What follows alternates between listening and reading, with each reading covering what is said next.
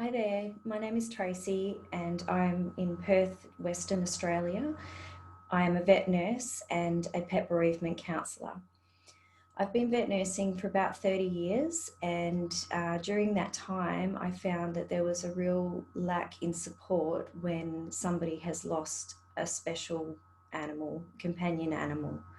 So about 5 years ago, I enrolled in a diploma of counselling, and I decided that I wanted to do this in support with my vet nursing and help people who have lost a pet. I hold a monthly group session with a couple of the pet cremation companies in Perth, and they range from having one person to several, like up to 10 people that have come to the groups to discuss their feelings and their memories and what they're struggling with when they've lost a companion animal. So we don't discriminate with the species, whether it's a cat or a dog or a ferret, bird, fish, little rat. Yeah, they're all very special, and they all have a special relationship with us. So everyone is unique. What I was going to talk to you today about was the our community, our senior community. So I hear it a lot that unfortunately when clients are in their 50s, 60s, 70s, 80s, that they may have lost a human partner and they have their dog or cat companion animal, and it's even more devastating when they've lost that pet. They don't have the support of friends and family. They may be estranged from their family. And if they've lost their life partner, then they can feel like they're very lonely and that they've gone through that loss again. I know, using my mum as an example, she had a 16-year-old Jack Russell, and her bond was so great with that little dog. She used to go traveling with my dad, and the dog used to go with them on trips up in the country, caravanning around Australia. And my dad got really sick, and he was flown back to Perth, and he actually died of a horrific cancer, which was pancreatic cancer. So we were dealing with the loss of my dad. My mum was dealing with the loss of her husband. And then shortly after that, little Jake came down with very similar symptoms, I guess. And we did tests and ultrasounds, and it was diagnosed that he had a very similar cancer to my dad. So we went through the palliative care with him, and when it was time to say goodbye to him, he was euthanized humanely. And it felt for my mum that she was grieving the death of my dad, her partner, all over again, because they had that bond with him. He was in their lives for 16 years, and yeah, it was really, really painful. So from seeing what my mum went through as well, I wanted to help her and other people that have been in that similar circumstance. So yeah. She particularly found it hard to walk around the streets where she used to take Jake, and they used to go on a daily walk, because when you're in your 70s, you want to get out and about and get a little bit of exercise and things like that. So yeah, she found it really hard to walk out the door and do the same kind of areas, walk around the same places that she used to walk Jake. Although they were filled with happy memories, they were also very painful and sad memories and time in her life. So she decided, rather than kind of changing up the routine a little bit, that she would drive to another area and then walk around the pond, around a lake there. And it was kind of, she was still getting her exercise, and she was saying hello to the other little dogs that were on the walk, but it wasn't reliving those same steps to her pain. During this pandemic as well, it's incredibly lonely to have lost a pet, um, and you know you're surrounded by memories. You may see my dog everywhere behind me. I lost him in December 2019. We've just hit 2021. Yeah, so memories are everywhere through the house, and you know the amount of dog hair I used to always, the house is full of hair, and now I miss it terribly. So we are surrounded by memories. I've got my little stuffed toy behind me that a friend gave me, and my beautiful artwork here as well. So yeah, during this pandemic, you can't get out of the house, and you're again you when you do come home from wherever you've been, you expect to have that happy little face greeting you at the door, the little brrr of the cat and the little tail going like this. Yeah, so it can be extremely lonely coming home and not having that companion animal there with you. With senior pets, senior clients as well, it also brings up a little bit, it may, not always, but it may bring up feelings of your own mortality as well. So I do have a client who said, yeah, he's not going to get any more animals because they will outlive him. Which I found incredibly sad. You know, he deserves to have somebody in his life that he can dote on and love, and yeah, it shouldn't be a sentence that you should have to live by yourself lonely. He used to come into the vet clinic quite often and just have a bit of a chat, even after his dog had passed away. um, yeah, because you know, that was his routine. He would come in with the dog, they'd go on the scales, he'd come in for food at the vet clinic.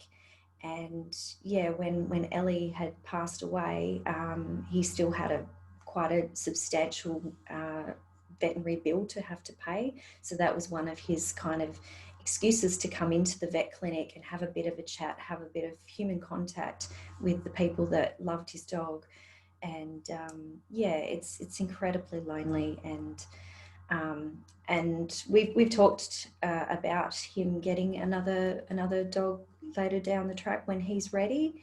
Um, but it's one of the it is a um, individual thing. You can't just rush out, and you can never replace a pet. Yeah, there's no timeline on, you know, it's been 2 weeks, you should get over it and you should, you know, move on and get another pet. That's not what we're about. I think personally, I think you need to have a little bit of time to heal and heal your heart before you can accept another animal into the household. If there are other people in the household, I think it needs to be a group decision rather than, you know, I'm really mourning the loss of my ferret and I need to get another ferret to not fill the void, but it's almost like some people need a purpose to get up in the morning. I know when I lost my kitty cat, Tegan, she was 16. Yeah, I went into a little bit of depression, and you know, the purpose of getting up in the morning was gone because I didn't have her to feed. I didn't have to give her medication. She wasn't there to give her little, you know, pats and things like that. So yeah, again, having that purpose to get up in the morning, when you've got somebody little fluffy to get up and give you loves, you've got to, you know, you get up and you trip over them, and then you go make coffee, and then you go feed them, and yeah, they do bring a lot of joy into the house. So yeah, I think it needs to be yeah, if you're living by yourself, then you need to have a bit of time to heal your heart and then think about getting another pet when it's the right time. Yeah, and when you're in a family situation, having a chat to the rest of the family before we go ahead with that. I think one of the main areas, the good way of healing through a loss is to actively talk about your pet, and to have someone who's actively listening. It makes such a difference. You know, we see these people, we have friends and family around us, even work colleagues, the veterinary clinics that we go to with our pets, and you know, we'll be saying our story about, oh, Opie, you know, he did this, that, and the other. And some people can just kind of go, oh, yeah, you haven't moved on from that, or you haven't got another dog yet. They can just shut you down in the conversation. What we want to find is somebody who will actually listen to us, and hear our stories and ask us questions. The last thing we want to do is forget our little pets. So I think it's really important to find someone who, yeah, is really good at listening, and not like, oh, that happened to me, and butting in, and changing the story to make it all about them. You've been through something so traumatic, and not to relive the trauma if it was a traumatic accident of how your pet passed away, but to have somebody to actually, yeah, hear what you have to say, and listen about your story and about your little pet is really important. So I encourage you to find someone, whether it be a pet bereavement counsellor. There are pet bereavement groups on the internet, through Facebook, through Instagram, and hopefully around the world there'll be more groups like the ones that I run at the pet cremation places. I know I am a member of the Australian Pets and People. They have a list of bereavement counsellors throughout Australia and New Zealand, and they all offer something different. But yeah, so there are groups around, and I know there will be over in the UK and the US as well, so, and Canada.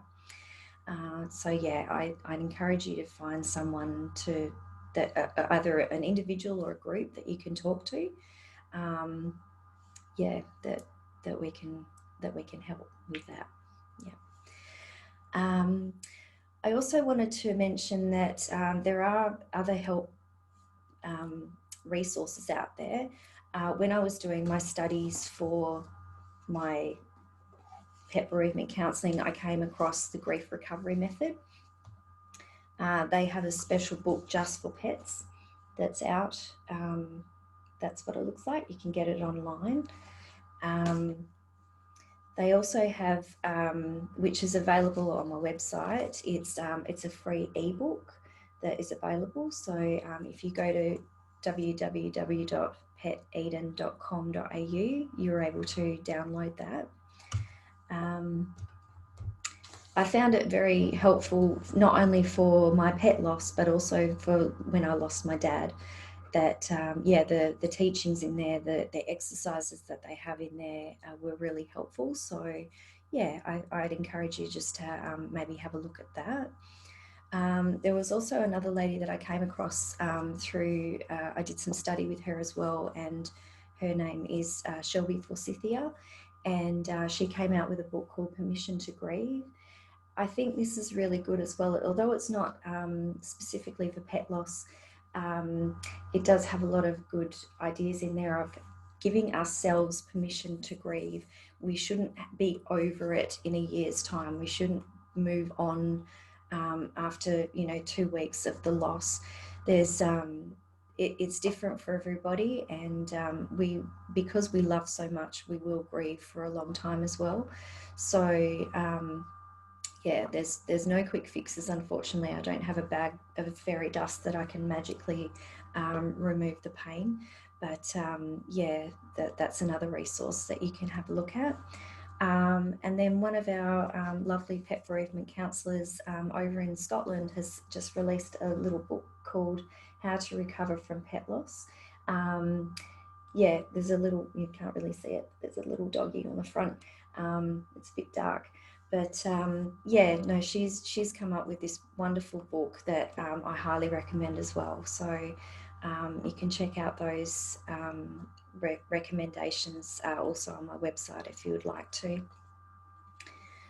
So yeah, just in closing, I would like to say I'm very sorry that you have had to find a pet bereavement counsellor yourself for the loss that you've endured. Please note that there's no quick fix to what we've lost. Again, I lost my boy over 12 months now, and it's only just getting a little bit easier, but I have done a lot of homework in that time as well. So please know that there is help out there, and you shouldn't feel embarrassed or anything like that. If you do need help, it's okay to ask. It's okay not to feel okay, quoting Megan Devine. And you shouldn't need to be in this pain alone. So I would encourage you to find someone that you trust, that you can talk to. Again, whether it's a friend or family member, a pet bereavement counsellor, or a group that you find that you can get some help with. So thank you for listening today.